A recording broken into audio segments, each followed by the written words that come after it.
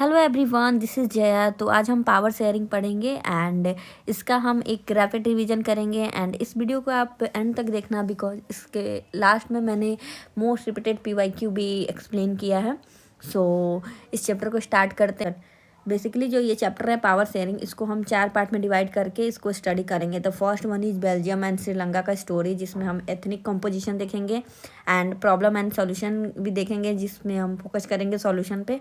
And second one is why power sharing is desirable, जिसमें हम moral and प्रीडेंशियल reason के बारे में पढ़ेंगे। And different types of power sharing भी हम देखेंगे, जिसमें 4 टाइप्स होते हैं, उसको भी एक्सप्लेन करेंगे। सो हम चैप्टर को स्टार्ट करते हैं with the story of Belgium, ethnic composition of Belgium, जहाँ पे हम देखते हैं कि बहुत सारी डाइवर्सिटी है on the basis of language. जैसे कि वहाँ पे डच स्पीकिंग जो पर्सन है वो 59% है एंड 40% जो है वो फ्रेंच स्पीकिंग है एंड 1% जो है वो जर्मन स्पीकिंग है। एंड डच स्पीकिंग पर्सन जो होते हैं वो फ्लैमिश रीजन में रहते हैं एंड फ्रेंच स्पीकिंग पर्सन जो है वो वेलोन रीजन में रहते हैं। एंड 59% पॉपुलेशन जो है वो फ्लेमिश रीजन में रहते हैं एंड 40% पॉपुलेशन जो है वो वेलोन रीजन में रहते हैं, जो कि फ्रेंच स्पीकिंग पर्सन है। And capital of Belgium that is Brussels, जहाँ पे हम देखते हैं जो मेजोरिटी ग्रुप है वो फ्रेंच स्पीकिंग है एंड माइनॉरिटी में डच स्पीकिंग है। नेक्स्ट, तो बेल्जियम में जो है कंट्री लेवल पे हम देखते हैं मेजोरिटी जो है वो डच का है एंड माइनॉरिटीज़ जो है वो फ्रेंच स्पीकिंग पर्सन का है। बट जो कैपिटल है बेल्जियम का वो ब्रुसोल है, जहाँ पे हम देखते हैं कि डच स्पीकिंग जो है वो 20% है एंड फ्रेंच स्पीकर जो है वो 80% है। तो कैपिटल में हम देखते हैं कि जो फ्रेंच है वो मेजोरिटी में है एंड जो डच स्पीकिंग है वो माइनॉरिटीज़ में है। सो नेक्स्ट हम देखेंगे एथनिक कंपोजिशन ऑफ श्रीलंका। सब देखेंगे सिन्हाला स्पीकर जो है वो 74% है एंड तमिल स्पीकर जो है वो 18% है।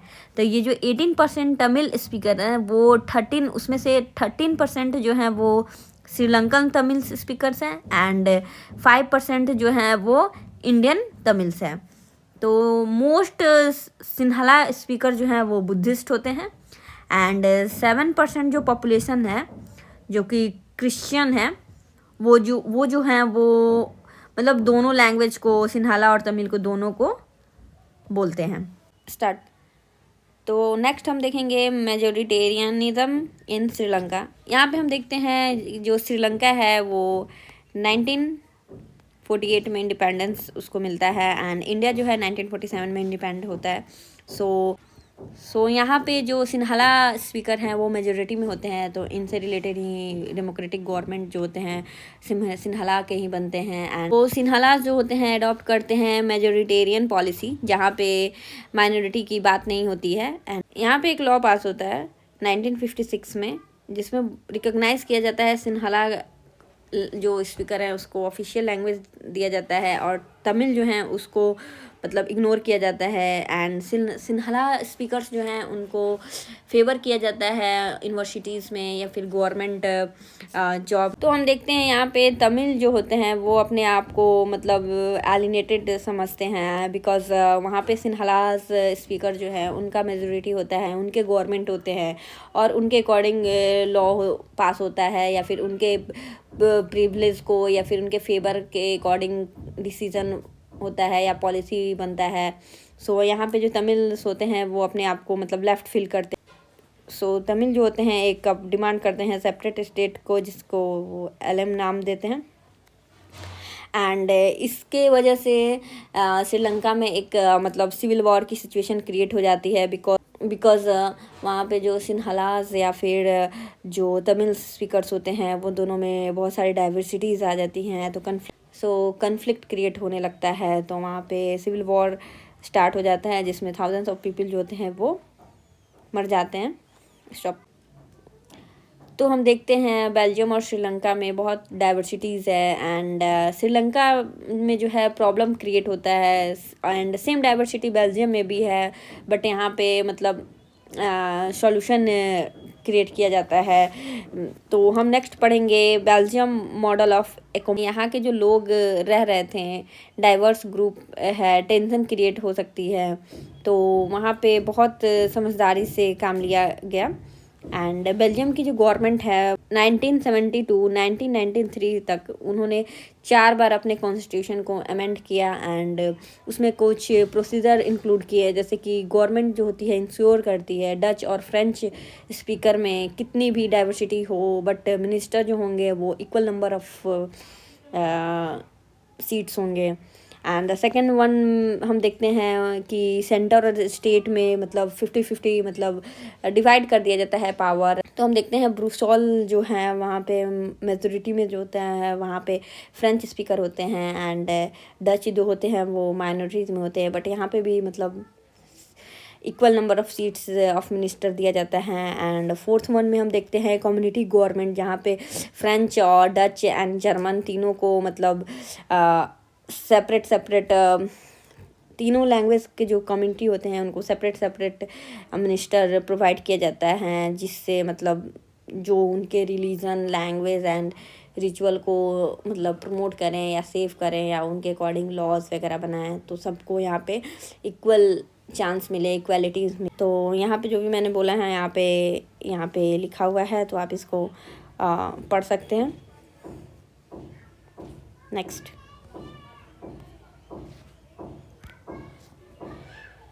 तो अब हम पढ़ेंगे पावर शेयरिंग इज़ डिज़ायरेबल। तो इसमें 2 रीज़न हो जाता है, एक मोरल एंड एक प्रूडेंशियल रीजन। तो प्रूडेंशियल रीजन में हम देखते हैं जो power sharing reduce the chances of conflict between various social group. मतलब पावर शेयरिंग करेंगे तो हम मतलब कन्फ्लिक्ट को रिड्यूस कर सकते हैं सोशल ग्रुप के द्वारा, एंड इससे हमारे कंट्री में जो है स्टेबिलिटी आएगी। So it is better outcome होगा हमारे लिए। नेक्स्ट, अब हम पढ़ेंगे फॉर्म्स ऑफ पावर। तो there are 4 forms of power, and the first one is power sharing among different organs of government. तो 3 लेवल्स होते हैं, legislature, executive and judiciary, and ये सारे जो होते हैं इनके पास इक्वल पावर होता है, और ये हॉरिजॉन्टल होते हैं, जिससे एक जो है दूसरे को चेक करेगा कि वो रूल और रेगुलेशन सही बना रहा है कि नहीं। तो बेसिकली चेक्स और बैलेंस यहाँ पे सिस्टम है। And the second one is power sharing among different levels of government. जैसे हम देख सकते हैं central, state level and local level government, जिसको हम वर्टिकल डिस्ट्रीब्यूशन ऑफ पावर बोलते हैं। वर्टिकल डिस्ट्रीब्यूशन ऑफ पावर, जैसे सेंटर हो गया, स्टेट हो गया, या फिर लोकल गवर्नमेंट हो गया, ये वर्टिकल हो गया। और इसमें और हम देखेंगे फेडरल डिवीज़न भी हम देखेंगे, जो कि हमारे इससे फेडरलिज्म एक चैप्टर भी हमारे में दिया हुआ है। And the third one is power sharing among different social group. इसका हम सबसे अच्छा एग्जांपल हम बेल्जियम जो अभी पढ़े हैं उसको यहाँ पे एग्जांपल के तौर पे हम देख सकते हैं, जो कि रिलीजन एंड लिंग्विस्टिक ग्रुप में हम पावर को डिवाइड कर देंगे, कम्युनिटीज़ गवर्नमेंट फॉर्म कर देंगे। And the fourth one is power sharing among different political parties, pressure groups and movement. इसमें हम देखेंगे कॉलिशन गवर्नमेंट हो जाता है, एंड डिफरेंट पॉलिटिकल पार्टीज़ जो होते हैं, एंड डिफरेंट आइडियोलॉजीज़ होते हैं, एंड सोशल ग्रुप्स होती हैं, एंड इंटरेस्ट ग्रुप जो होते हैं इन्फ्लुएंस करते हैं डिसीजन मेकिंग प्रोसेस को। सो हमारा चैप्टर यहाँ पे ख़त्म हो जाता है, एंड हम 7 क्वेश्चन देखेंगे जो कि मोस्ट रिपीटेड PYQ है। तो फर्स्ट जो क्वेश्चन है वो एथनिक कंपोजिशन ऑफ बेल्जियम, मतलब इसको डिस्क्राइब करें। तो यहाँ पे मैंने आंसर लिख दिया है, आप इसको पढ़ सकते हैं। एंड अगर आपको ये समझ नहीं आ रहा है तो मैं एक्सप्लेन भी करूँगी, आप कमेंट में बताना। And the second question is here, explain the 3 elements of Belgium model of accommodation. अभी मैंने इसको एक्सप्लेन किया। द फर्स्ट वन इज़ किया जो डच और फ्रेंच स्पीकिंग होंगे उनके जो मिनिस्टर होंगे इक्वल होंगे, and central government and state government जो होंगे उसमें 2 रीजन ऑफ कंट्रीज होंगे, एंड ब्रुसोल जो होंगे जो कैपिटल है बेल्जियम का। Next, and the third question is here, describe the way in which power can be shared among the governments at different level. तो यहाँ पे मैंने अभी एक्सप्लेन किया था different level of government, there are 4 levels of government. तो यहाँ पे मैंने एक्सप्लेन किया है the first one, the second one and the third one. And the fourth question is the power sharing system in India. तो मतलब basically India में कैसे पावर शेयरिंग का जो सिस्टम है वो कैसे है, तो यहाँ पे आप गो थ्रू कर सकते हैं, इसको पढ़ सकते हैं. नेक्स्ट, तो यहाँ पे भी दिया हुआ है, इसको भी आप पढ़. And the fifth question the is compare the situation of Belgium Sri Lanka considering their location, size and cultural aspects. तो इसको भी आप गो थ्रू कर सकते हैं. यहाँ पे मैंने सॉल्यूशन लिख दिया है एंड एक्सप्लेन भी कर दिया अच्छे से, आप पढ़ सकते हैं इसको. And the six one question is